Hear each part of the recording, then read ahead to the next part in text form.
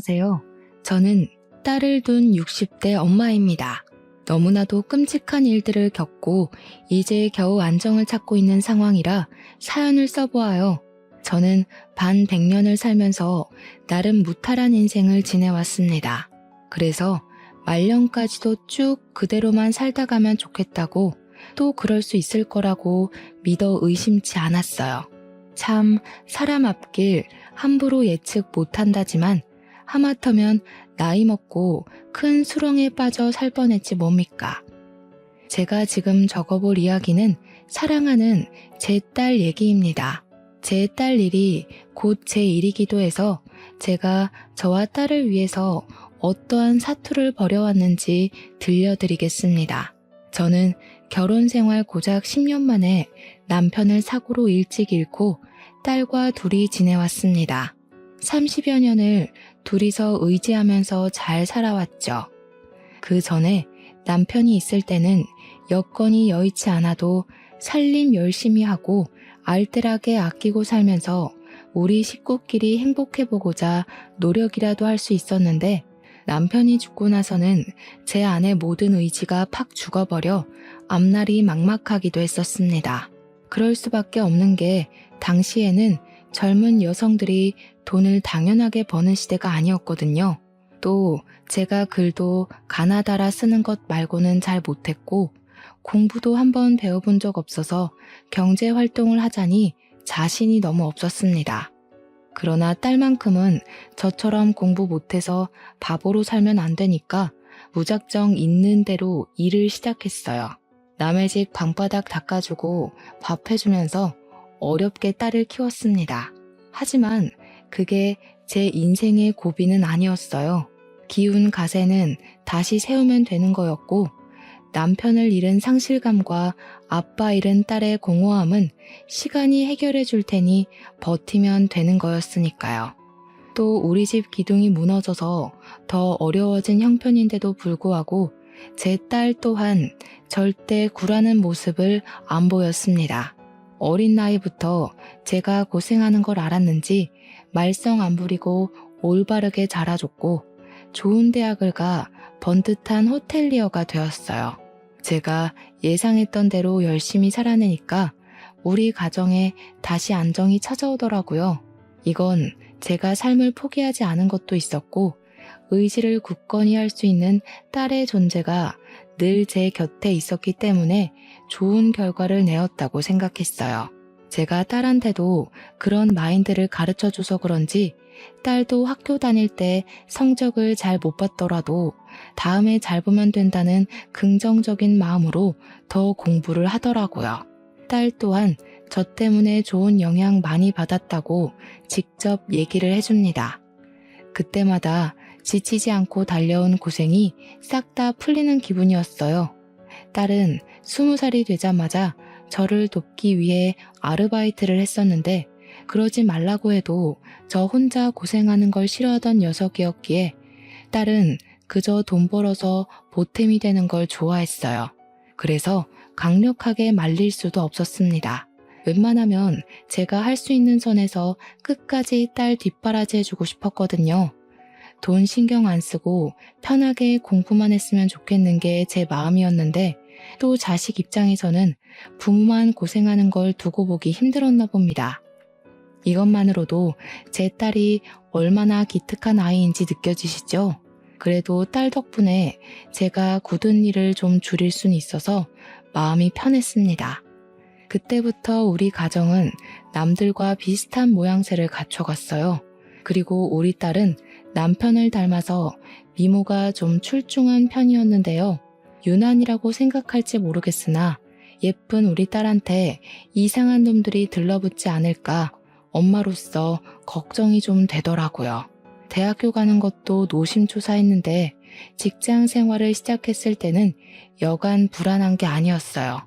TV에 보면 나쁜 마음 먹은 총각들이 많더라고요. 아마 딸 가진 부모라면 딸의 짝이 될 남자가 무척 걱정되고 불안할 거라고 생각합니다. 그렇다고 딸 귀찮게 티를 내진 않았고 그저 사람 조심하라는 말만 한 번씩 던져줬어요. 정도를 지키면서 한다는 게 저도 좀 잔소리를 했던 건지 딸이 저더러 걱정도사라고 하더군요. 너무 장걱정이 많다고 제발 마음을 편하게 먹으라는데 딸이 그렇게 지적을 해줄 때면 저도 아차 싶어서 주춤거리게 돼요. 어쨌든 우리 딸 똑똑하니까 알아서 잘할 거라고 믿는 수밖에 없었어요. 실제로 제 딸이 어디 가서 사고치는 타입도 아니었으니 말이죠. 그런데 아무리 야무져도 20대 딸이 사랑 앞에선 풋내기일 수밖에 없다는 걸 망각했어요. 나이를 다 먹고도 실수를 하는 게 사랑인데 어린 청춘이 알아봤자 뭘 얼마나 알고 남자를 가려 만나겠습니까? 아니나 다를까 딸은 취업하자마자 남자를 사귀더니 1년 만에 결혼을 하겠다고 제게 그 남자를 소개해줬어요. 듣자 하니 남자는 승무원을 하는 사람이었는데 딸이 일하는 호텔에 자주 묵는다고 합니다. 오가다가 마주하면서 얼굴도 익히고 대화도 조금씩 늘게 되고 그렇게 마음이 맞아서 만나게 된 것 같았어요. 남자가 먼저 대시를 해서 시작된 관계라고 하더라고요. 근데 겨우 1년 사귀어 놓고 결혼하고 싶다고 고백한 게 제 마음을 불편하게 만들었습니다. 우리 딸 나이는 26살이었고 남자의 나이는 32살이었어요. 저는 우리 딸이 나이 30살 넘으면 결혼시키고 싶었거든요. 제가 젊었을 때야 26살이면 홍기가 꽉 찼다고 하지 요즘 세상에 26살 아가씨들이 어디 결혼에 쫓기는 입장입니까? 그러나 저는 별 말을 할 수 없었어요. 남자를 소개하는 딸의 표정이 너무 행복해 보였거든요. 어머님, 걱정 많이 하시는 것 같아서 말씀드리는데 저 정말 괜찮은 놈입니다. 여태 일해서 모은 돈도 좀 있고 절대 주연이 힘들게 안 할 자신 있어요. 허락해 주세요. 아이고, 누가 들으면 오해하겠네. 둘이 이렇게 예쁘게 만나고 있는데 내가 어떻게 반대를 하니? 지금만 봐도 자네가 우리 딸을 얼마나 행복하게 해주고 있는지 느껴져. 그러니 그런 부탁은 할 필요가 없다니까 그러네. 결혼을 빨리 하든 늦게 하든 딸이 행복하면 그만이라는 마음이 곧 들었습니다. 딸의 행복을 방해하고 싶지 않았어요. 그저 딸이 제 곁에서 힘든 시간을 꿋꿋하게 버텨줬기 때문에 어른이 된 딸까지 제가 통제권을 주고 흔들고 싶지 않았어요. 그래서 허락했습니다. 그렇게 딸의 남자는 저의 사위가 되었습니다. 한부모 가정인 우리 딸을 혹시 시가에서 안 좋은 시선으로 보면 어쩌나 걱정했는데 사부인도 저처럼 바깥 양반을 일찍 여의고 혼자 지내고 있었던지라 우리의 사정을 잘 이해해 줬습니다. 그 사실만으로 딸의 결혼이 안심이 되었어요. 비슷한 가정 환경의 집안과 연을 맺는 거니까 저의 딸이 상처받을 일이 적을 거라고 생각했기 때문입니다. 딸과 사위는 서로 마음이 참 예쁜 한 쌍이었는데요. 결혼한 뒤에 서로 이 집에 살아야 되네, 저 집에 살아야 되네 의논하면서 마음 좋은 소리를 하더라고요. 그러나 저도 사부인도 애들이 분가하길 원해서 합가를 일찍부터 거절했습니다. 사위랑 딸은 저랑 사부인이 혼자 집에서 지내는 걸 걱정했지만 외롭다고 자녀들의 발목을 붙잡을 수는 없는 법이거든요. 그건 사부인도 생각이 똑같았던 건지 그저 둘이서 잘만 지내달라고 해줬습니다. 그래도 제 딸은 제가 혼자가 되는 게 영 마음에 걸렸나 보더라고요. 그렇게 느낄만도 할 것 같아요. 둘이서 의지하며 살아온 세월이 짧진 않았으니까요. 하지만 그건 그거고 딸의 인생을 언제까지 제가 붙들고 있겠습니까? 정말 괜찮아서 딸한테 신경 쓰지 말라고 했지만 딸은 기어코 제게 어떤 걸 제안하고 말았어요. 엄마, 한글 공부하고 싶어 했잖아. 내가 학원 끊어줄 테니까 다녀. 나 없다고 집에서만 있을 생각 말고. 나다니면서 운동 삼아 좀 걷기도 하고. 알겠지? 아유, 학원은 무슨 학원. 남사스럽게 다 늙은 사람이 공부해서 어디다 쓰겠어. 너 힘들게 버는 돈인데 괜한 곳에 쓸 생각 말고 적금이라도 하나 더 넣을 생각을 해. 엄마는 엄마가 알아서 잘한다니까. 내가 엄마를 모를까봐? 엄마 나 엄청 좋아하잖아. 나 없으면 보고 싶어서 끙끙 앓을 거면서. 나만 보고 살았으니까 이젠 엄마 하나만 생각하면서 살아보라고. 요즘 세상에 생각보다 즐길 거 많아졌어. 결국 딸은 제게 학원을 등록해줬습니다. 그곳은 저 같은 또래의 어른들이 많은 학원이었어요. 처음에는 딸이 이왕 등록을 해버렸으니 돈이 아까워서 하루 이틀 꼬박 다녔습니다. 그런데 막상 해보니까 하루하루가 알차서 생활이 꽤 나쁘지 않더라고요. 매일 같이 살던 딸이 없어서 공허하기도 했는데 학원 숙제하느라 바빠서 그 공허함도 상당히 빨리 사라졌고요. 그래서 딸에게 그 다음 달 학원 수강도 좀 끊어달라고 했습니다. 글을 배우기 시작하니까 굳이 딸한테 전화 연락을 하지 않아도 문자로 가능해서 마음이 편했어요. 그동안은 딸한테 전화할 때마다 애 바쁜데 귀찮게 하는 걸까봐 생각 많이 하고 전화를 걸었습니다. 계속 학원에서 더 많이 배워서 진화로 말하는 것만큼은 문자를 하고 싶은 욕심이 생겨났습니다. 딸은 제가 무언가 다른 목표가 생긴 것에 대해서 자기 일처럼 기뻐해 주었습니다. 엄마한테 드리는 돈은 하나도 안 아까우니까 배우고 싶은 공부가 또 있으면 언제든지 말만 하라는 말까지 해줬어요.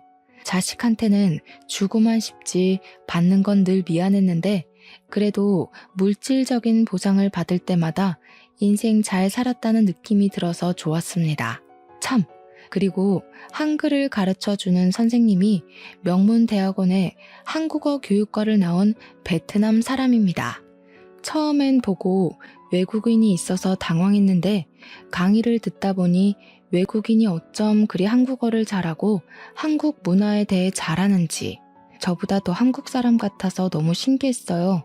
또 저처럼 선생님을 좋아하는 어르신들이 많았는데 선생님이 젊은 여성이라 다들 엄마 아빠 같은 마음으로 한국 반찬과 생필품을 많이 챙겨다 줬거든요.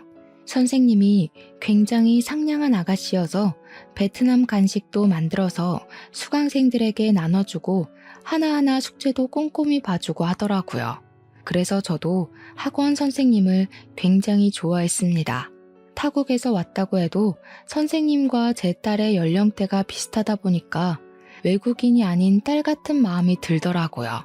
저는 이 딸 저 딸 챙기느라 바빴음에도 외롭지 않은 삶을 보낼 수 있어서 좋았습니다. 이제 나도 죽을 때가 다 되었구나 라는 생각이 아닌 제2의 인생을 맞은 기분이었어요. 제 인생에서 말년이 가장 행복하고 편하다는 생각이 들었을 만큼 혼자인데도 무난하게 잘 살았습니다. 그럼 무탈한 세월이 한 1년 반 정도가 더 지났을 겁니다. 어느 날 우리 딸한테서 전화가 왔는데요. 다름 아닌 임신 소식인 거 아니겠습니까? 너무 기쁜 소식이었고 또 새로운 인생을 만끽한 기분이었어요. 그래서 그날은 학원을 빼고 딸을 만나러 갔습니다. 사위랑 같이 저녁까지 먹으려고 했는데 혼자 있을 사부인이 생각나서 사부인도 불렀어요. 오랜만에 뭉친 저희는 사위 차를 타고 식당에 가서 외식을 했습니다. 보통 사돈끼리는 결혼식하고 나면 만날 일도 없다는데 저는 저와 같은 사정을 갖고 있는 사부인이 너무 마음에 걸리더라고요. 그래서 사부인에게 더 다가갔고 이것저것 해보라고 취미도 추천해주고 주변에 공방이나 공부하는 곳 있으면 다녀보라고 오지랖을 부리기도 했습니다. 저도 딸이 시켜줘서 글 공부를 하고 있는데 그제야 제 이름 석자를 가지고 사는 기분이더라고요. 사부인도 자식 때문에 용쓰고만 살았을 텐데 지금부터라도 스스로한테 투자를 해봐요. 아유, 무슨요. 그런 것도 해볼 줄 아는 사람들이나 하는 거지. 저는 영 마음이 불편해서 못할 것 같아요. 노후에는 홀로 마음껏 쉬면서 빈둥거리고도 싶네요. 그때마다 사부인은 낯을 많이 가려서 그저 혼자 집에서 영화 보고 TV 보는 게 편하다고 제 말에 호호 웃기만 했습니다. 뭐 그럴 수도 있다고 생각했어요. 이건 성격 차이니까요. 어쨌든 우리 딸의 임신은 모든 식구에게 축복이었습니다. 딸이 출산을 하고 나면 더할 나위 없이 행복하게 살자고 그렇게 약속하면서 좋은 시간을 마무리했어요. 그리고 늦은 시간이라 사위가 사부인 먼저 데려다주고 저까지 집에 태워주었습니다. 사위랑 딸은 앞좌석에 앉아 있었고 저는 나중에 내려야 돼서 뒷좌석에 있었어요. 아무 생각 없이 창밖만 구경하고 있었는데요. 은연중에 고개를 돌렸다가 앞좌석 수납 공간을 보게 되었거든요. 거기에 웬 책자가 꽂혀 있더라고요. 그냥 그렇구나 하고 눈길도 뗄 수 있는 건데 어떠한 문구 때문에 눈을 떼지 못했어요. 별 생각 없이 본 것이었는데 보육원이라는 문구가 제 머리를 뒤죽박죽 흔들어 놓더라고요. 보육원? 사위한테 보육원 책자가 왜 필요한 건지 이해가 안 갔습니다. 한번 꺼내서 표지를 자세히 봤는데 지나가다 우연히 받았나 하는 생각조차 할 수 없는 장소였어요. 위치가 제주도더라고요. 우리가 사는 곳은 서울인데 책자를 그냥 받았다고 해도 금방 지역이어야 되는 거 아닙니까? 이해가 안 돼서 표지만 뚫어져라 보고 있었는데 어느새 집에 도달해버려서 저도 모르게 그 책자를 가방에 넣었어요. 어쩌지 못해서 저지른 행동이었습니다.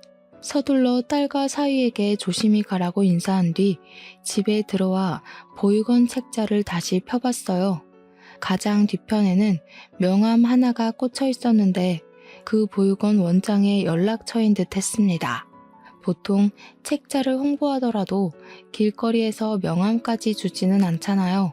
직접 이 보육원에 찾아간 거면 몰라. 다른 사람이 사위 차에 탔다가 이걸 두고 내린 건가 라는 생각도 했어요. 제 선에서 최대한 이해할 수 있는 생각이 그것이었으니까요. 그런데도 희한하게 마음속에 박힌 찝찝함이 해결되지 않더라고요. 자꾸만 아까 봤던 명함 연락처로 전화하고 싶은 욕구가 가슴 속에서 꾸물거렸습니다. 그래서 충동적으로 저질러 버렸어요. 다 늦은 밤에 그 보육원으로 전화를 해봤죠. 시간이 밤 10시 정도 되었던 걸로 기억합니다. 보통 보육원은 선생님들이 24시간 교대로 붙어 있으니 전화를 안 받진 않을 거라 생각했어요. 역시나 상대 쪽에서 전화를 받더라고요. 신호음이 끊기자 순간 뭐라고 말해야 할지 머릿속이 새하얘져 버려서 저는 순간 사위 이름을 얘기해버렸습니다. 저 송태웅 씨 말 전에 듣고 전화합니다. 여기로 전화해보면 된다길래. 아람이 아버님이요? 아직 아람이 만나는 날 아닌데 어떤 일로 연락하셨어요? 아람이도 지금은 잘 준비 들어가서 아마 전화 못 받을 거예요. 급한 일이면 아람이 깨워서 바꿔드릴까요? 처음 듣는 이름에 그렇잖아도 당황스러워 어렵게 입을 떼던 입술이 더 무거워져 버렸습니다. 보육원 선생님 말을 듣자니 아람이란 그 이름은 아이의 것인 듯 했어요. 그때 제가 대답을 안 하자 수화기 너머로 여보세요? 하는 소리가 넘어왔어요. 더 시간 끌면 이상하게 생각할 것 같아서 일단 나중에 다시 연락 주겠다고 했고 내가 연락한 걸 절대 아이 아빠한테 알리지 말아달라고 한 뒤 끊어버렸습니다. 전화를 끊자마자 머릿속에서 혼란의 쓰나미가 덮쳐오는 기분이었어요.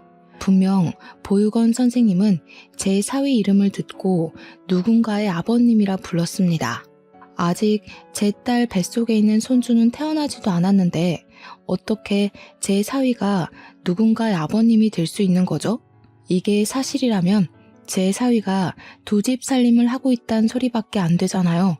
너무 엄청난 사실을 저 혼자 알아버린 것 같아서 대체 이게 어떻게 된 건지 무슨 일인 건지 빠릿빠릿하게 눈치챌 수가 없었습니다. 다만 분명히 의심할 만한 상황이라고는 생각했어요.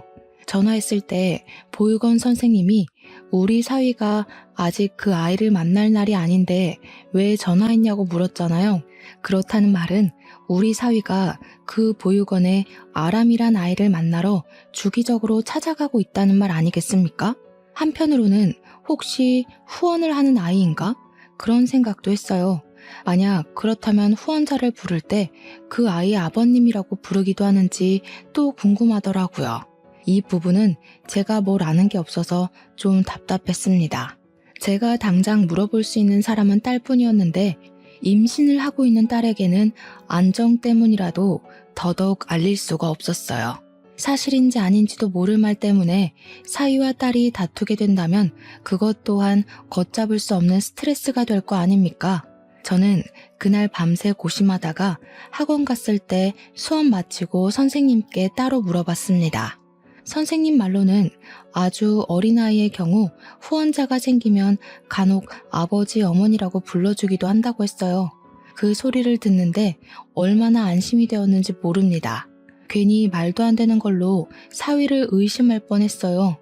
오히려 사위가 좋은 일을 하고 있었는데 왜 이런 걸 우리한테 안 밝히고 몰래 선행하고 있었는지 좀 서운하기도 했습니다. 어쨌든 저는 그날 이후 마음 놓고 우리 딸의 출산일만 기다렸어요. 그렇게 방심을 해버린 사이 저는 딸 출산 후 2개월 뒤에야 믿을 수 없는 사실을 직면하게 되었습니다.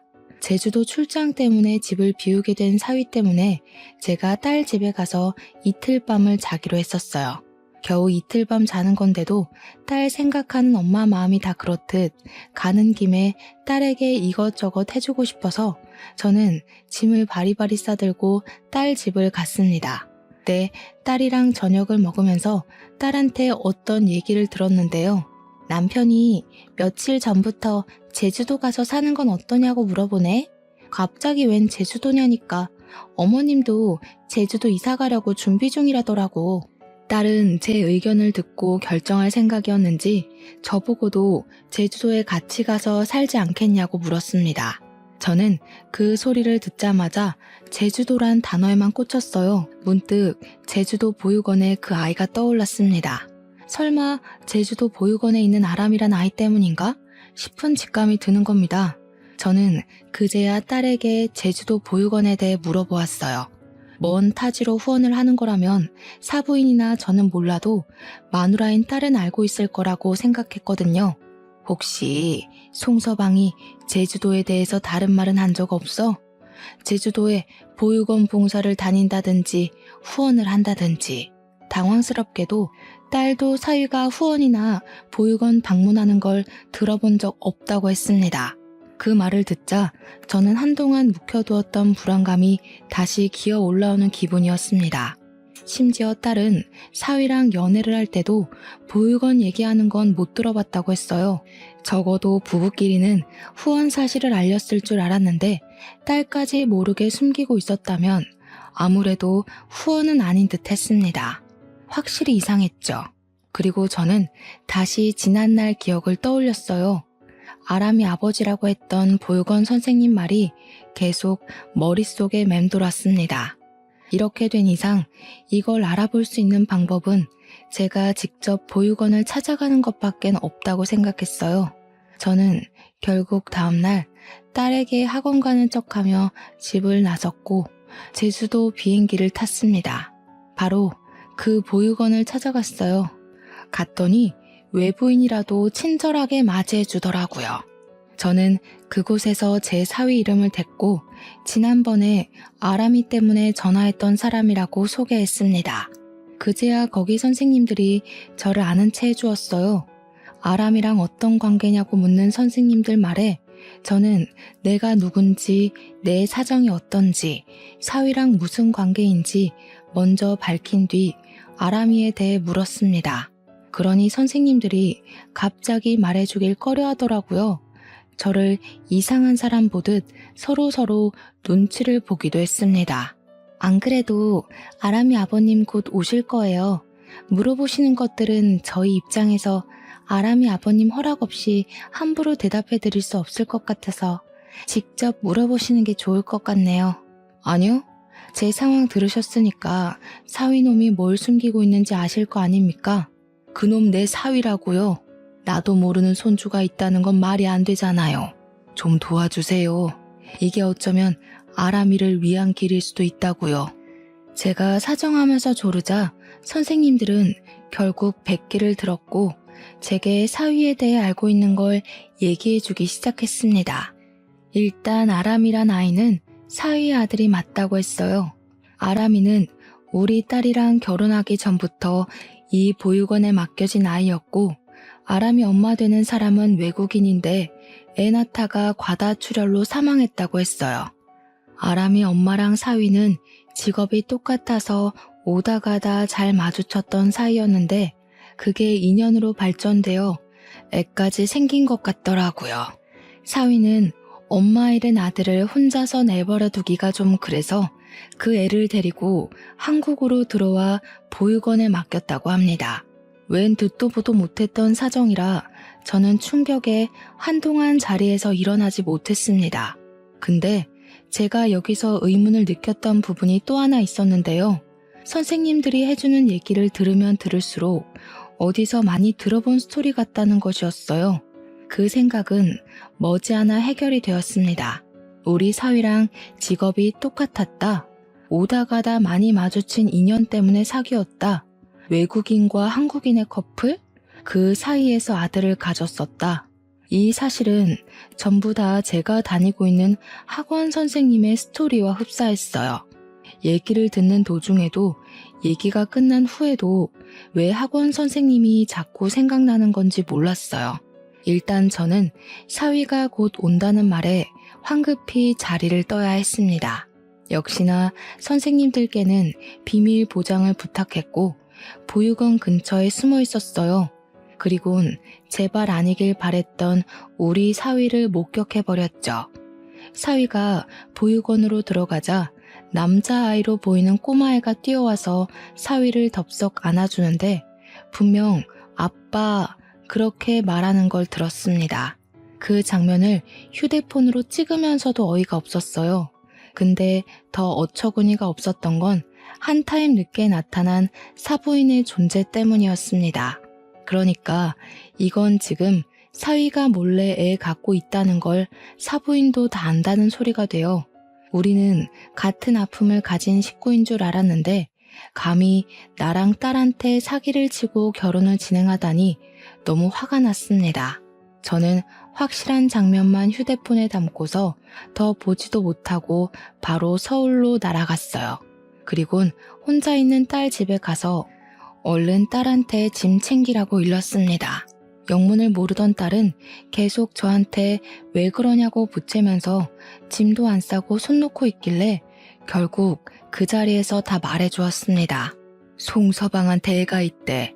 사부인도 다 알고 있었더라. 어떻게 우릴 감쪽같이 속일 수 있다니? 애 엄마 되는 사람도 멀쩡히 살아있던데 기가 차서 정말. 무슨 말도 안 되는 소리라고 있어. 뭘 잘못 알았겠지. 엄마 학원 다녀온 거 아니었어?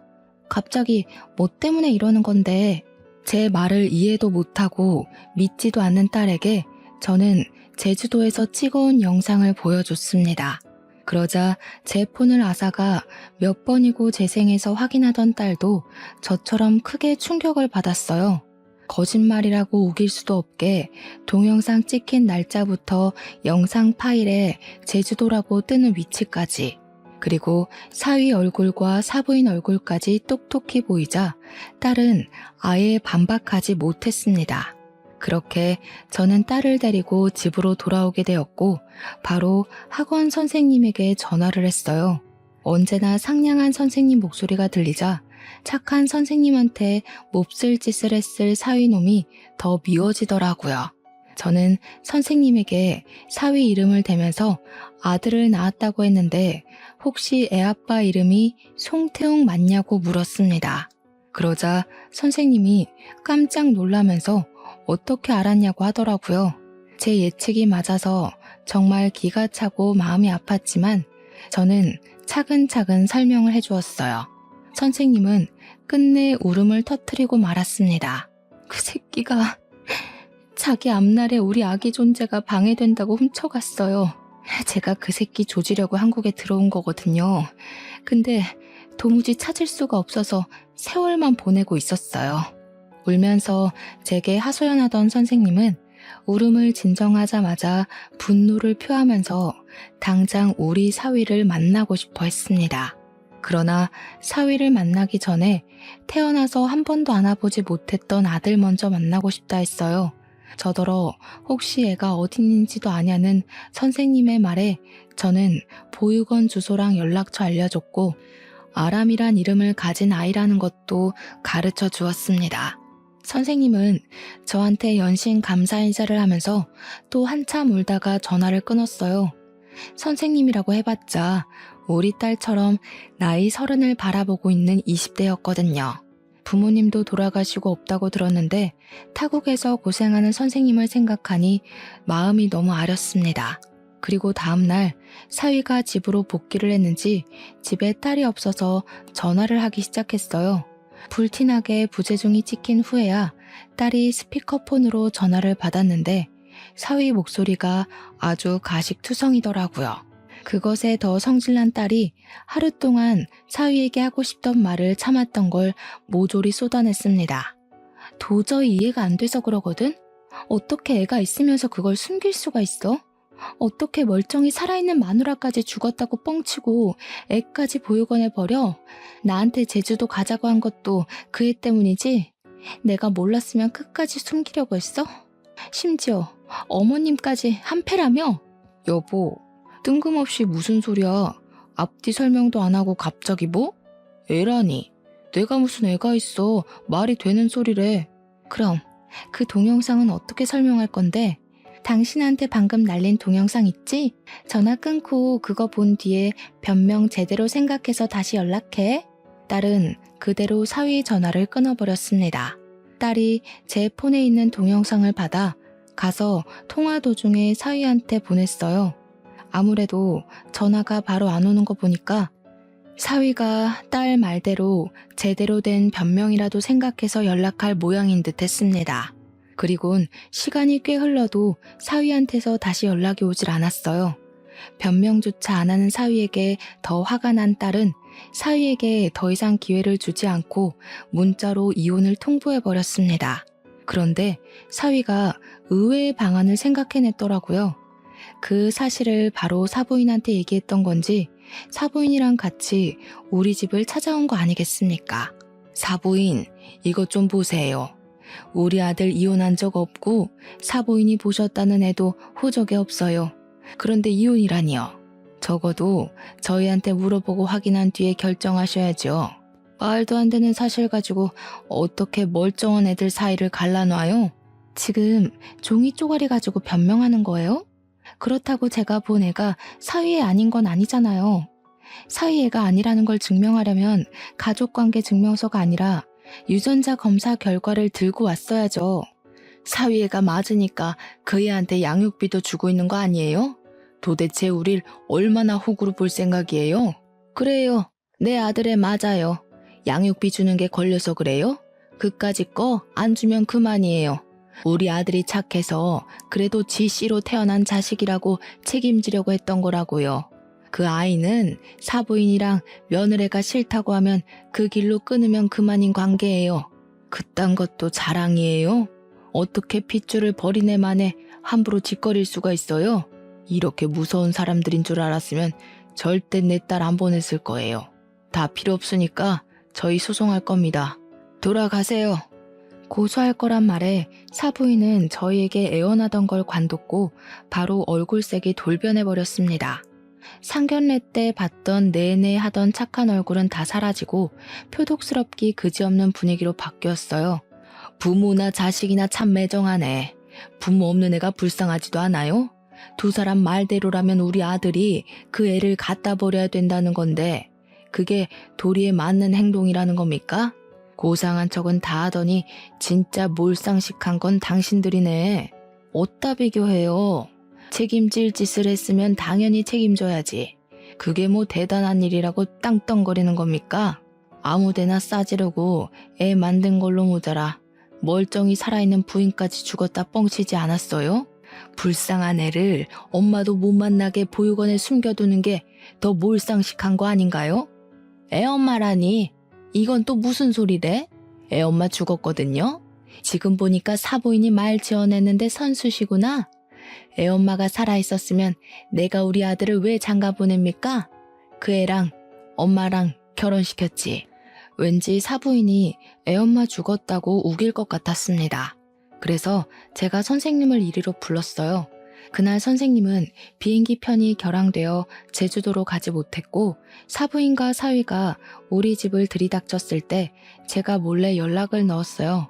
선생님은 그렇게 찾고 싶던 애 아빠를 보러 우리 집으로 날아오다시피 찾아왔습니다. 때마침 사부인이 애 엄마를 부정하고 있던 참이었는데 타이밍 좋게 선생님이 등장했어요. 열린 현관문으로 선생님이 들어서자 인기척에 돌아본 사위가 먼저 선생님을 발견했고 선생님을 보자마자 사색된 얼굴로 굳어버렸습니다.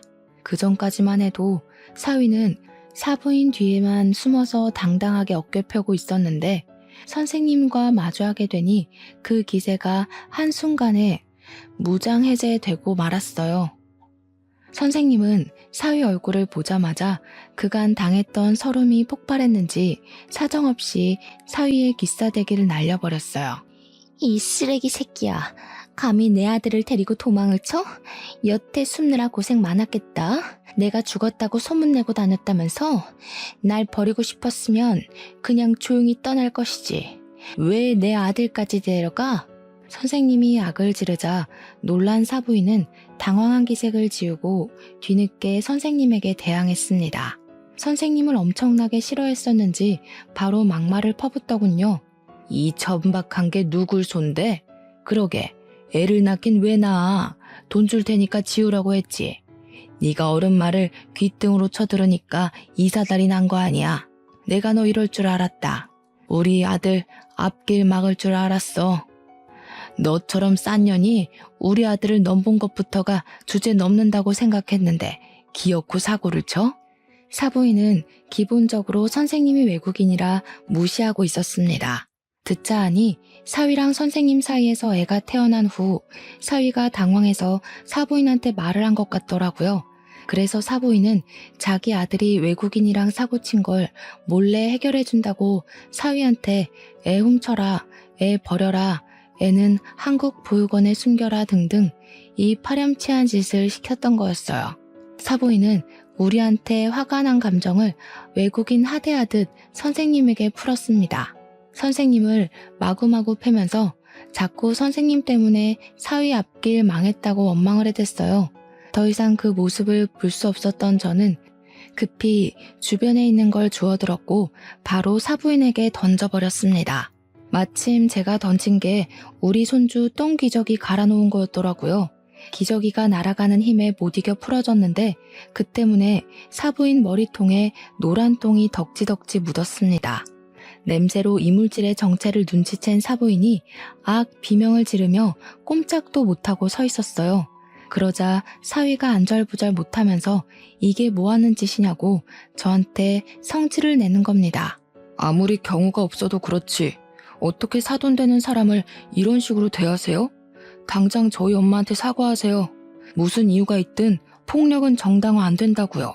장모님이 이러신 것도 폭력이에요. 사과 안 하시면 저 이거 그냥 못 넘어갑니다. 못 넘어가면? 법으로 따져보자고? 나야 좋지. 나 지금 사기 결혼 당한 건데 당신이 이 똥기저귀 가지고 고소하면 당신이랑 당신 엄마가 사기친 것도 다 불어야 되는 거 알지? 자백할 각오 됐으면 어디 한번 고소해봐. 여보, 알았어.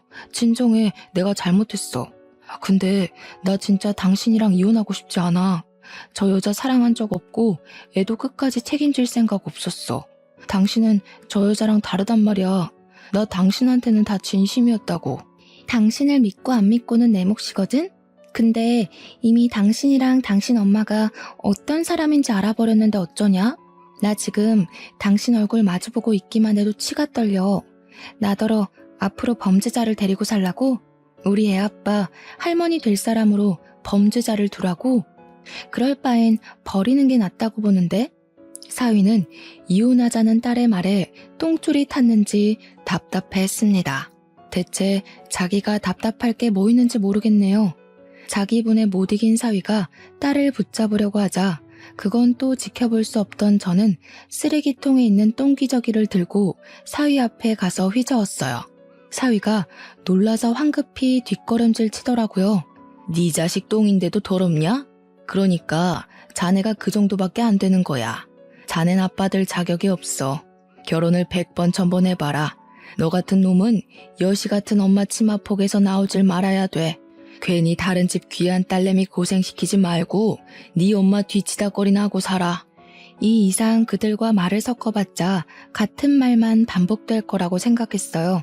그래서 저는 그 둘을 집에서 쫓아내고자 양손에 똥기저귀 들고서 두 사람을 몰아냈습니다. 문 밖으로 나설 때까지 겁을 주었고 맨발로 뛰쳐나가길래 두 사람의 신발을 발로 차서 바깥에 보내버렸어요. 그리곤 주저앉아 울고 있는 선생님을 달래주었습니다. 용감하게 이혼 통보를 했지만 사실은 크게 상심한 딸도 제가 나서서 위로를 해주었네요. 이 젊은 청춘들이 무슨 잘못이 있겠습니까? 그저 열심히 살았을 뿐인데 못난 놈을 만난 탓에 의도치 않게 삐긋했을 뿐인걸요. 이제 못난 놈이 사라졌으니 우리 딸도 선생님도 험난한 비포장도로 길을 벗어났을 거예요. 그날 저는 선생님더러 우리 집에 자고 가라고 했습니다. 혹시나 사부인과 사위가 괜한 안갚음을 갖고 선생님한테 해코지하면 큰일이잖아요. 선생님은 괜찮다면서 민폐를 끼칠 순 없다고 했지만 저희 딸도 선생님을 붙잡는 바람에 결국 자고 가게 되었죠. 다음 날 선생님이 제주도 공항까지 가는 걸 배웅도 해줬습니다. 그렇게 떠난 선생님은 아들을 찾고 저녁 비행기로 다시 돌아왔어요. 그리곤 저희랑 같이 사돈댁을 사기죄로 고소, 이혼 소송 진행했고 선생님 쪽, 우리 쪽에 양육비 다 떨어지도록 양육비 청구 소송도 했습니다. 저희 딸은 손해배상 청구도 가능해서 위자료를 많이 받았어요. 선생님은 혼인관계가 아니었기 때문에 위자료가 상대적으로 적었는데 야무지게도 한국에서 일하면서 착실히 돈을 모았다고 양육비를 받게 된 것만으로 자기한테는 충분한 보탬이라고 하더군요. 다행히 저희 쪽이랑 선생님 쪽 다 나쁘지 않은 보상을 받았습니다. 단지 한창인 아가씨들 가슴속에 남은 상처는 어떻게 지우기가 어렵겠죠. 그래도 소송이 끝나고 나서는 서로 웃을 수 있게 되어 얼마나 안심이 되었는지 모릅니다. 사위의 실체를 알았을 때 제 딸 인생이 망해버리는 거 아닌가 싶어서 정말 너무 무서웠거든요. 그 충격적인 일이 이 정도로 마무리된 것도 어찌 보면 행운이라고 생각합니다. 그렇게 한 달이 지난 현재 저희 딸은 물론 손주도 건강하게 잘 지내고 있습니다. 학원도 계속 다니고 있어요. 그리고 아이랑 같이 살게 된 선생님은 제게 너무 고맙다면서 학원 수강을 무료로 듣게 해줘요. 괜찮다고 한사코 말리며 돈을 내려고 해도 선생님은 자기 인생을 구해준 은인에게 감히 돈을 받을 수 없다고 단호하게 말을 하더라고요. 어른 생각하는 마음은 어쩜 우리 딸과 비슷한지 모릅니다. 덕분에 저는 제 딸을 챙기는 것처럼 똑같이 선생님을 챙겨주고 있어요. 명절 때도 혹시 갈 데 없으면 우리 집 오라고 해줬습니다. 그랬더니 고맙게도 정말 우리 집을 찾아와 주더라고요. 선생님이 저를 친정엄마 생각하듯 명절마다 자기 아들을 데리고 오는데 늘 감사하다는 말을 입에 달고 살아요. 감사는 제가 더 감사했죠. 선생님 식구 덕분에 저 또한 명절에 북적거리며 지낼 수 있어서 얼마나 즐거운데요. 저희 딸도 다행히 선생님과 자매처럼 잘 지내고 있습니다. 한때 선생님은 승무원이었고 딸은 호텔리언이 직종도 비슷했거든요. 대화도 잘 통했고 또 둘 다 애엄마다 보니까 육아 정보도 알아서 잘 공유하면서 나름 재밌게 지내고 있어요. 저는 얼떨결에 손주가 둘이나 된 셈인데 마치 대가족이라도 된 것처럼 집안 조용할 날이 없어요. 그런데 그게 좋네요. 여유가 되면 반려동물도 분양받아 볼까 생각 중입니다. 아무튼 하마터면 큰일 날 뻔했던 딸 인생과 제 인생이 우여곡절 끝에 낭떠러지를 피했다는 얘기 잘 해주셨으니까요. 아마 올해 오늘 다 갖다 쓴 게 아닌가 싶습니다. 앞으로는 행복한 일만 있겠죠. 여러분들 앞날만큼은 부디 낭떠러지 구간이 적기를 바랍니다. 긴 사연 들어주셔서 고맙습니다. 행복하세요.